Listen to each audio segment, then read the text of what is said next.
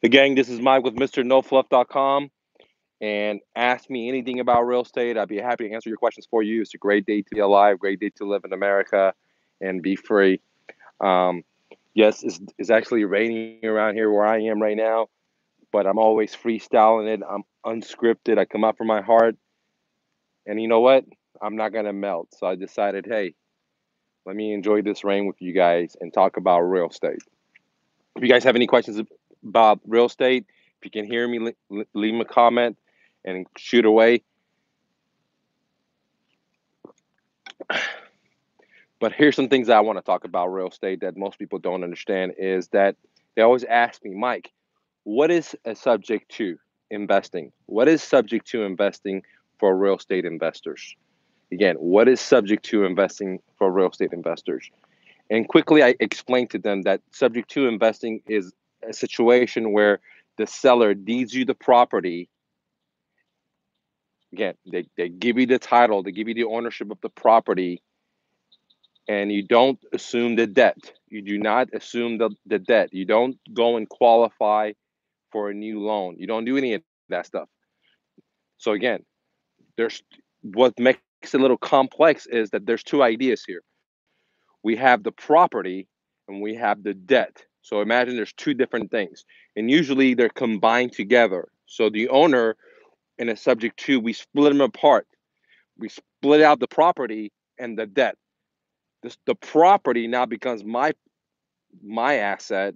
The debt is the seller's liability. The underlying debt is the seller's liability. I'm just making payments to it. I'm not assuming it. I'm not cashing it out with the new loan. All I'm doing is just logging into his um, online banking for that and paying his mortgage or writing a new check and just sending it in every month. Okay. So, as subject to is a strategy, what I call creative strategy, where I buy houses without a bank, without a bank loan, without using my own credit, and I get the ownership of the property while the seller has the debt. Now, do I cash out the debt? Yes, I do at a later time. Okay, why don't I cash it out today? For many different reasons. Okay, and things from what it's not enough equity for the property that I want to buy it at because as a cash buyer, I need to buy the property at 60 cents on a dollar minus repairs. If it's not 60 cents, then I can't do anything because I have to pay double closing when I buy it and when I sell it. I have to pay all the holding costs and the fixer up and the real estate agent commissions, all that stuff. So I have to buy it deep enough. So there's many situations why I'll prefer to do a subject to, give the seller, sweeten the tea a little bit more, give the seller some, sweet tea, benefit for them, and they're just willing to what we call carry the note for me. Okay, so subject to is where I just take over the seller's existing mortgage. I do not assume it. I don't assume it, and I just start making the payments. Now, again, most people when they get a mortgage is this is the house and then there's a note or a debt. What we do is we split it. This is still the seller. The house goes to the investor, which is me. The debt is still under the seller's name, under the seller's their neck, right? That's why it's a liability for them. But I am making the payments on the property, right? And if I don't make the payments, then the bank's going to foreclose on the seller, which is going to hurt their credit. But more importantly, they're also going to take my asset away. That's why I want to make sure I am paying for it month after month because it's my rental property and I'm getting all the monthly cash flow from it. Okay, what's going on, Dean? All right. Um, yeah, guys, you have any questions? Go ahead and ask any kind of questions you want, and I'll get to it. So I was just talking about a subject too. Um, Now, many people ask me, what about the due on sell clause? What about the due on sell clause? All right. And yes, there is a due on sell clause on all the deed of trust, DOT, what I call it. But what that says, I'm not giving you financial advice. I'm not an attorney. I'm not a CPA. I'm not a financial advisor. I'm just a regular refugee to America that's a real estate investor.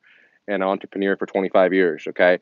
From me doing the deals, not just by learning it or just taking classes, me actually buying property this way over and over and over, making mistakes, is I'm just sharing my experiences with you guys and ladies.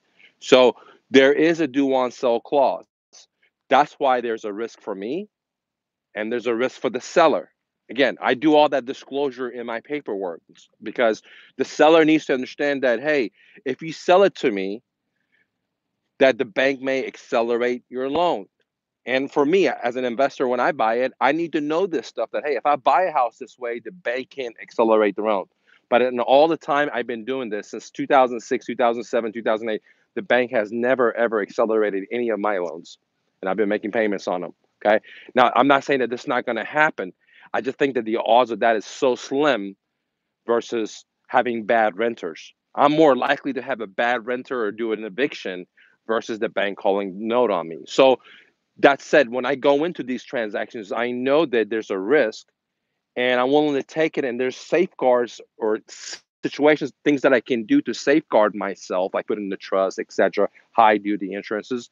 And if you want more information about that, then join my profit sharing at mrnofluff.com or just download our Owner Financing for Profit. We go into all of that. We're not going to have time to go here.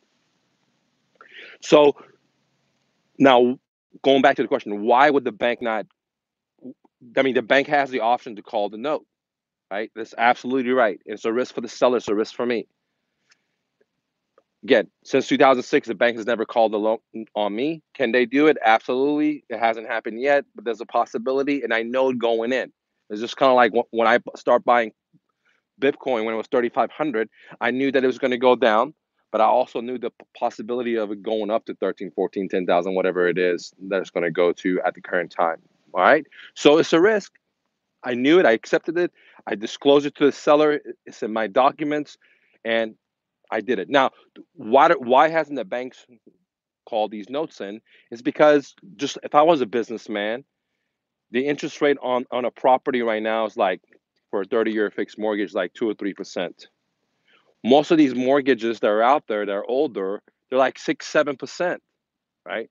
So why would the bank try to foreclose, pay for an attorney, put it on the market, pay for vacancy insurance, have vandalism possibility of increase of happening to it, and then wait around to find a buyer that can qualify, and then guess what? Create a new note on a lower interest rate than what they were collecting before. It just doesn't make sense. Now, if interest rates go up to 18% or 15% or 14%, like in the 80s, then absolutely, all right?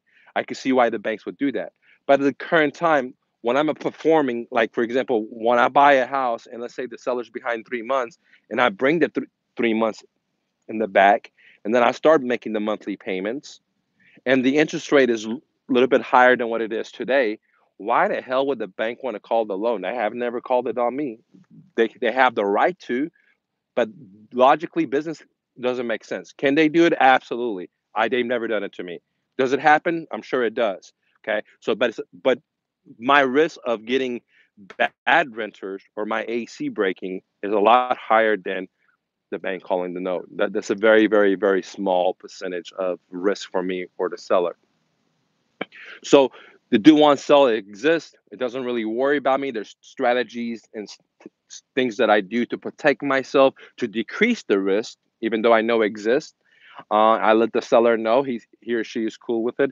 I'm definitely cool with it, and then I move forward with it. Okay, the bank has never called it in. It can happen. Now I hear something all the time too. Mike, this is illegal. This doesn't work. My attorney says this. My title company says this, and trust me, when I first started want to do a subject to deal, I went to a lot of attorneys and they all said the same shit. Like, hey, this is not going to work. This doesn't work. I don't know how to do this. The fact is, majority of attorneys don't know. They don't have rental properties. They never bought this way. They know the legality of it, which is, hey, the bank can call it in, and they think, well, that's like a criminal offense, which is not. It's just a civil matter, like a breach of contract, like if you stop paying for your AT&T bill or something, and it's nothing criminal about it, and it's not. I don't think there's anything ethical about it. As the seller's behind, I'm saving their credit. I'm paying the bank back. I don't think there's anything ethical about it, but that's debatable, right? But on the business sense, Many attorneys are not going to know what to do, or title companies, or they don't want to do it because it's not the cookie cutter way of doing it. But if you look at a HUD-1, which is basically almost like a government agency, on a HUD-1, it says buying houses subject to. So if it was illegal, I'm not an attorney at CPA, or I'm not giving you financial advice, but why would it be on there? And I've bought houses that way at title companies, and I even sold out, made 60, 70, $100,000 checks. They never said anything about it. Uh, and so if it was illegal, why would they do that? Now, many attorneys or that are don't have never bought a property this way. They don't have a lot of education about this. It's a very niche idea. You have to really understand that tunnel real good. They're going to advise people that are new that, hey, this is not a good way. But when you go to an attorney, usually is the level of education you have is the level of advice they give you. The smarter you are, the more advice they give you. If you go in there and say, look, I want to create a note, I want to do a wrap, they're going to treat you differently than you say, hey, do you think I could do a subject too? Okay. So keep that in mind. But now there are title companies, there are attorneys out there that will close these deals. I've closed them with title companies. I closed them with the attorney's office, and I even closed them myself if they only had like $20,000 in equity. I didn't want to pay anything for closing, so I just did a kitchen table closing, etc. All right. If you guys want more information about how to do these deals, then join my profit sharing, guys. Right now we have a flash sale, $71 a month. $71 a month gets you one-on-one with me and my other members that are actually doing deals, right? And we show you how to find deals in your backyard for free. Subject to deals, wholesale deals, fix and flips, so on and so on. All right, let me get some of these questions real quick. What's going on, Dean? I see your questions. What do you think we can get 70% off? Dean, it all depends in your area. I mean, I've never been to Great Britain and where you live, so I'm not too educated about the market. But you know, depends on where you are. Like places in California that the prices are very, very high, and they're going to come down a lot more than other places that are not too high, like Texas. Let's say there might be like 20%, 30%, versus in California it will be 50%. And it's going to be dependent on different pockets. All right, it's not everywhere. It's not going to be Shazammy. Okay. I got some questions coming in. One second, guys. I got the rain coming in too.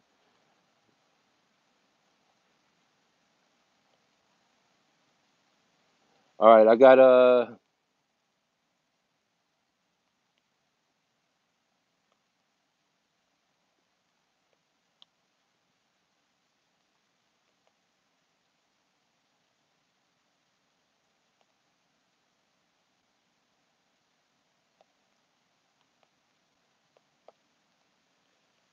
Hey guys, it's just too many people posting, and I'm not being able to respond to all of them. Anyways, guys, click the like button. If you like to do subject to deals, then my profit sharing coaching, guys, we have a special $71 a month. This is a $3,000 program. You can see the results from multiple students now. You can check out my reviews. They're all raving fans at profitsharing.mrnofluff.com or just mrnofluff.com. See you later, gang.